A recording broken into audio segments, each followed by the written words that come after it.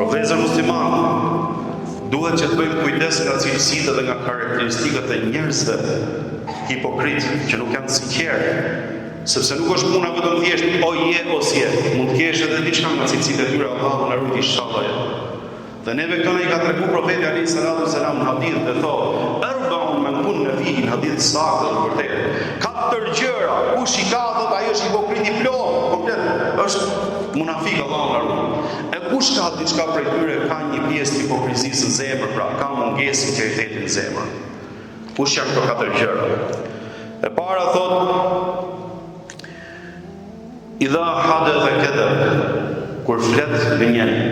Kur flet gënjen, po qëse e ke për vest ose e ke për sjellje që kur flet gënjen, vallahi ki frikë Allahut, se kjo është cilësi e pastër e hipokritëve.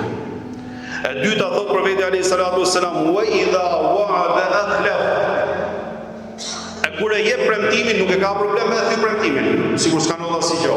Tjetri ka marrë shpresë ke premtimi jot, tjetri ka marrë shpresë ke dhafi që i dhon.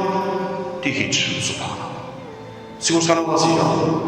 E treta thot profeti sallallahu alaihi wasallam: "Wa idha khasama fajr", kur ai konfliktohet ose kur bi në mosmarrveshje me dikë, aty shpërthen.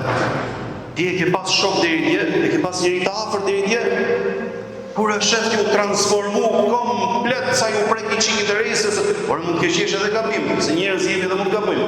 Mund të kesh bëu edhe gabim, po mund transformu robi ashtu. Tu po ky un kam kaq vite, ku bëu ky kështu, subhanallah. Kjo nuk është cilësia e një besimtari të sinqert. Dhe e fundit, wa idha ahada qadar. Dhe kur të jep besën, kur të jep besën, të pret në besë. Këto janë 4 cilësitë që kush i ka është hipokrit, i thekur komplet. Allahu na ruaj. E nëse ka diçka prej tyre besimtari, duhet me largu.